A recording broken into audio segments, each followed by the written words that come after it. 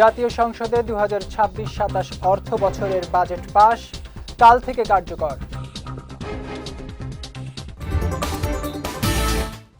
নিষেধাজ্ঞা থাকাকালে কোনো নামেই রাজনীতি করতে পারবে না আওয়ামী লীগ, বললেন তথ্য উপদেষ্টা। এবং মানবতা বিরোধী অপরাধের মামলায় ইনুর 10 বছরের সশ্রম কারাদণ্ড।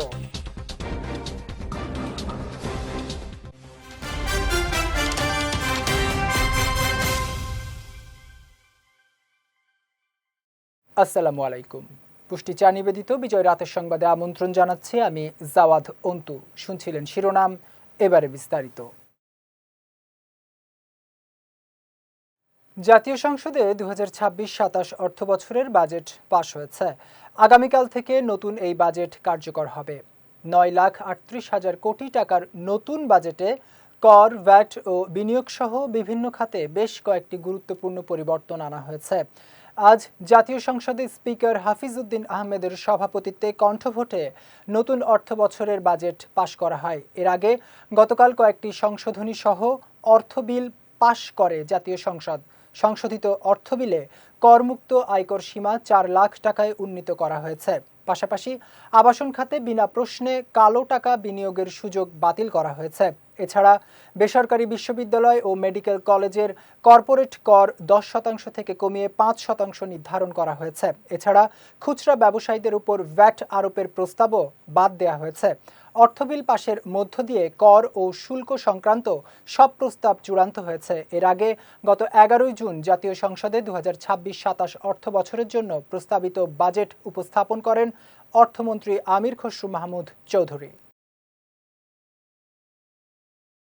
কার্যক্রম নিষিদ্ধ আওয়ামী লীগ অন্য কোনো নাম বা পরিচয় ব্যবহার করে কোনো রাজনৈতিক কর্মসূচি পালন করতে পারবে না বলে জানিয়েছেন প্রধানমন্ত্রীর তথ্য ও সম্প্রচার বিষয়ক উপদেষ্টা ডাক্তার জাহিদুর রহমান। আজ সচিবালয়ে তথ্য অধিদপ্তরের সম্মেলন কক্ষে সরকারের বিভিন্ন কার্যক্রমের অগ্রগতি নিয়ে আয়োজিত সংবাদ সম্মেলনে তিনি একথা জানান।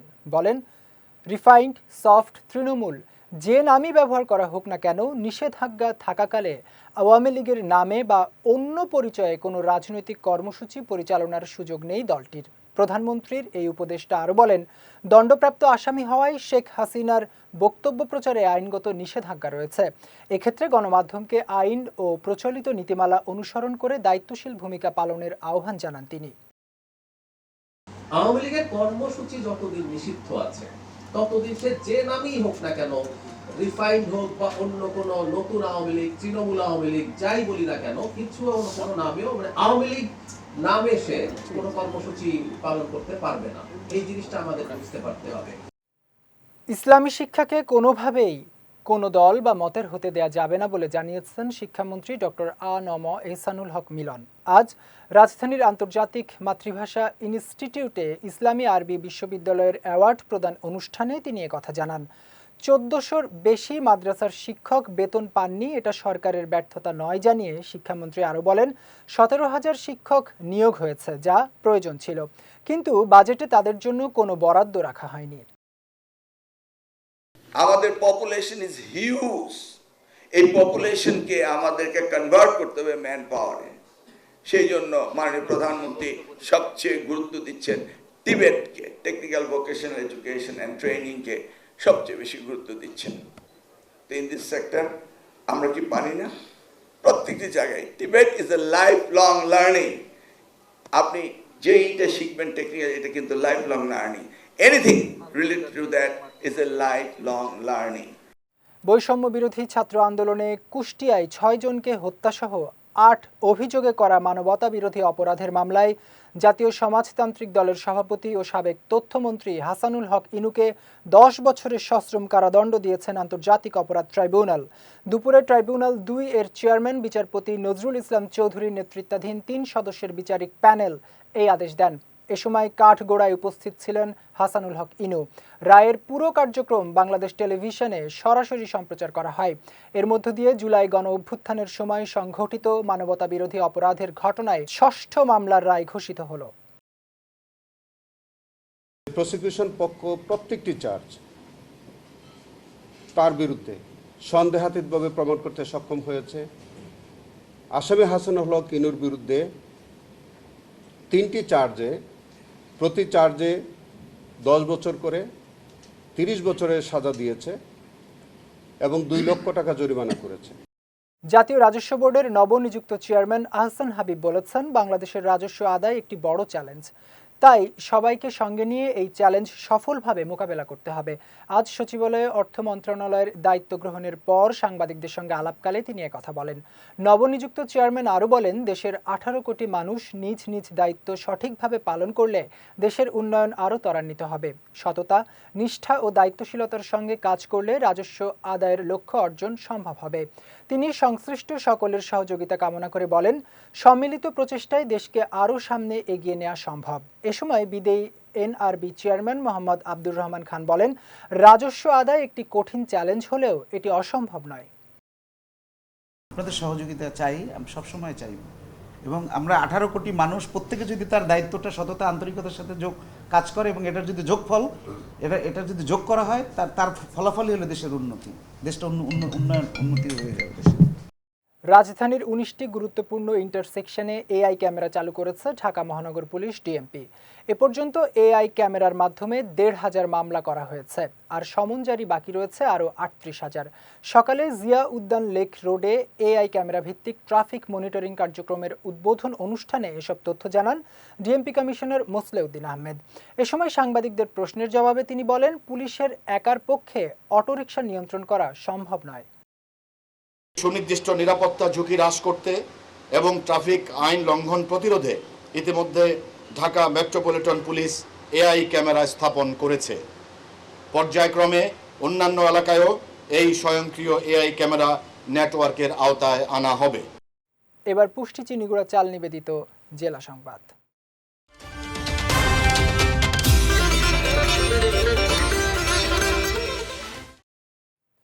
টাঙ্গাইলে শিশু অপহরণ, হত্যা ও মরদেহ গুম করার দায়ে মোহাম্মদ নুরুন নবী নামে একজনকে মৃত্যুদণ্ড দিয়েছেন আদালত। একই সঙ্গে তাকে 50,000 টাকা জরিমানা করা হয়েছে। এছাড়া অপহরণের অভিযোগে 15 বছরের সশ্রম কারাদণ্ড ও 20,000 টাকা জরিমানা এবং মরদেহ গুম করার অভিযোগে 5 বছরের সশ্রম কারাদণ্ড ও 10,000 টাকা জরিমানা প্রদান করা হয়। সকালে টাঙ্গাইলের নারী ও শিশু নির্যাতন দমন ট্রাইব্যুনালের বিচারক আ.ন.ম ইলিয়াস এই রায় দেন। মামলার বিবরণে জানা যায়, দণ্ডিত নুরুন নবী 2024 সালের 8 অক্টোবর গোপালপুর উপজেলার গাঙ্গাপাড়া গ্রাম থেকে রায়হানুল ইসলাম আরাফ নামের এক শিশুকে অপহরণ করে। ঘটনার পর ওই শিশুর দাদা বাদী হয়ে গোপালপুর থানায় মামলা দায়ের করেন। পরে পুলিশ আসামি নুরুন নবীকে গ্রেফতার করে। নুরুন নবীর স্বীকারোক্তি অনুযায়ী গাজীপুরের কালিয়াকৈরে রেল লাইনের পাশের একটি ডোবা থেকে আরাফের মরদেহ উদ্ধার করা হয়।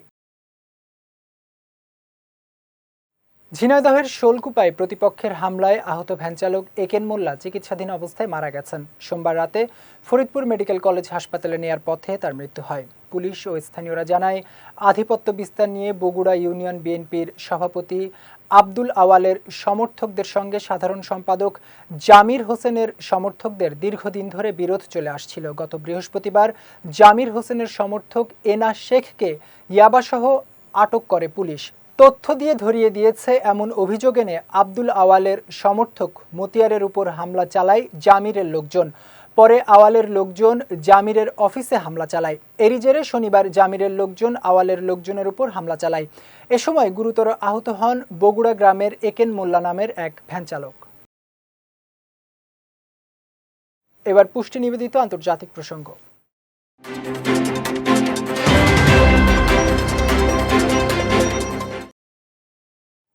যুক্তরাষ্ট্রে পেট্রোলের দাম কমাতে জ্বালানি খুচরা বিক্রেতাদের উপর চাপ বাড়িয়েছেন মার্কিন প্রেসিডেন্ট ডোনাল্ড ট্রাম্প। স্থানীয় সময় সোমবার নিজের সামাজিক যোগাযোগ মাধ্যম ট্রুথ সোশ্যালে এক পোস্টে তিনি বলেন, জ্বালানি বিক্রেতাদের অবিলম্বে দাম কমাতে হবে। অযৌক্তিক মুনাফা গ্রহণযোগ্য নয় বলেও সতর্ক করেন তিনি।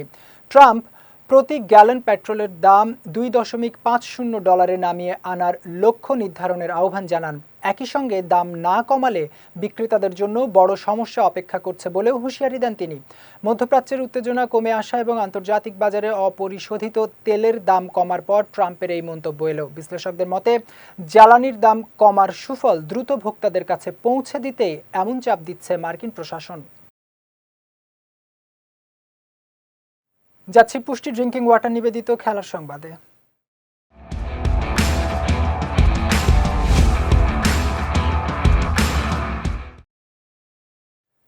ক্রিকেট বিশ্বকে চমকে দিয়ে আন্তর্জাতিক ক্রিকেট থেকে অবসরের ঘোষণা দিলেন ইংল্যান্ডের কিংবদন্তি অলরাউন্ডার ও টেস্ট অধিনায়ক বেন স্টোকস। ন্যাটিংহ্যামে চলমান টেস্ট ম্যাচের মাঝপথেই সতীর্থদের সামনে নিজের এই আবেগঘন সিদ্ধান্ত জানান তিনি। চলতি ম্যাচটি হতে যাচ্ছে ইংল্যান্ডের জার্সিতে তার শেষ আন্তর্জাতিক ম্যাচ। দীর্ঘ 15 বছরের ক্যারিয়ারে ব্যাট বল হাতে অসাধারণ পারফরম্যান্সে ইংল্যান্ড ক্রিকেটের অন্যতম সেরা নায়ক হয়ে ওঠেন স্টোকস। 2019 সালের ওয়ানডে বিশ্বকাপ ও 2022 সালের টি-20 বিশ্বকাপ জয়ে ফাইনালে তার ম্যাচ জয়ী ইনিংস আজও স্মরণীয় হয়ে আছে। অ্যাশেজ সহ টেস্ট ক্রিকেটের বহু ঐতিহাসিক মুহূর্তের নায়ক এই অলরাউন্ডার ইংল্যান্ডকে নেতৃত্বও দিয়েছেন সফলভাবে। আন্তর্জাতিক ক্যারিয়ারে 122 টেস্টে 7,243 রান ও 252 উইকেট, 114 ওয়ানডেতে 3,463 রান ও 74টি উইকেট এবং 43টি টি-20তে 585 রান ও 26টি উইকেট শিকার করেছেন তিনি। বেন স্টোকসের বিদায়ে ইংল্যান্ড ক্রিকেট হারালো একজন অসাধারণ অলরাউন্ডার, অধিনায়ক ও অনুপ্রেরণাদায়ী ব্যক্তিত্বকে। তবে ক্রিকেট প্রেমীদের হৃদয়ে দীর্ঘদিন বেঁচে থাকবে তার লড়াকু মানসিকতা ও অবিস্মরণীয় সব কীর্তি। বিশ্বকাপের নকআউট পর্বের আগে স্বস্তির খবর পেয়েছে আর্জেন্টিনা। চোট কাটিয়ে আবারও দলের সাথে অনুশীলনে ফিরেছেন রক্ষণভাগের অন্যতম ভরসা ক্রিশ্চিয়ান রোমেরো। সবকিছু ঠিক থাকলে কেপ ভের্দের বিপক্ষে নকআউট পর্বের ম্যাচেই তাকে মাঠে দেখা যেতে পারে বলে দলের পক্ষ থেকে নিশ্চিত করা হয়েছে। গ্রুপ পর্বে অস্ট্রিয়ার বিপক্ষে হাঁটুতে চোট পেয়ে মাঠ ছাড়লেও দ্রুত সেরে উঠেছেন এই ডিফেন্ডার। রোমেরো ফেরায় আর্জেন্টিনার রক্ষণভাগ আরও শক্তিশালী হবে বলে আশাবাদী কোচ লিওনেল স্কালোনি। টানা 3 জয়ে নক আউটে ওঠা বর্তমান চ্যাম্পিয়নরা এখন শক্তির দল নিয়েই নক আউটের লড়াইয়ে নামতে প্রস্তুত। আগামী 4 জুলাই বিশ্বকাপের রাউন্ড অফ 16-এর ম্যাচে কেপ ভের্দের মুখোমুখি হবে আর্জেন্টিনা। ম্যাচটি শুরু হবে বাংলাদেশ সময় ভোর 4টায়। পুষ্টি চা নিবেদিত বিজয় রাতের সংবাদ শেষ করার আগে শিরোনামগুলো দেখে নিচ্ছি আরও একবার।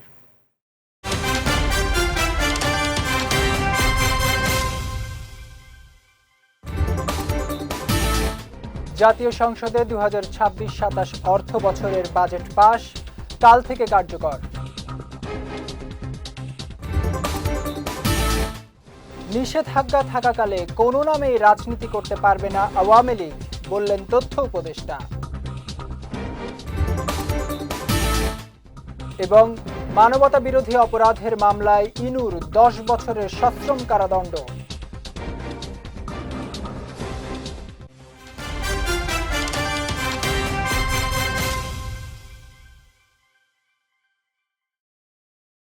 বিজয় রাতের সংবাদ শেষে আজকের মতো আমি জাওয়াদ অন্তু আপনাদের কাছ থেকে বিদায় নিচ্ছি। আগামীকাল একই সময় নতুন সব খবর দেখতে চোখ রাখুন বিজয় টিভিতে। এছাড়াও আজকের বিজয় রাতের সংবাদের ভিডিও দেখতে পারেন আমাদের ইউটিউব এবং ফেসবুক পেজে। আমাদের ইউটিউব হলো youtube.com/BJTV অফিসিয়াল এবং আমাদের ফেসবুক পেজ হলো facebook.com/BJTV Limited। এতক্ষণ সঙ্গে থাকার জন্য ধন্যবাদ সবাইকে।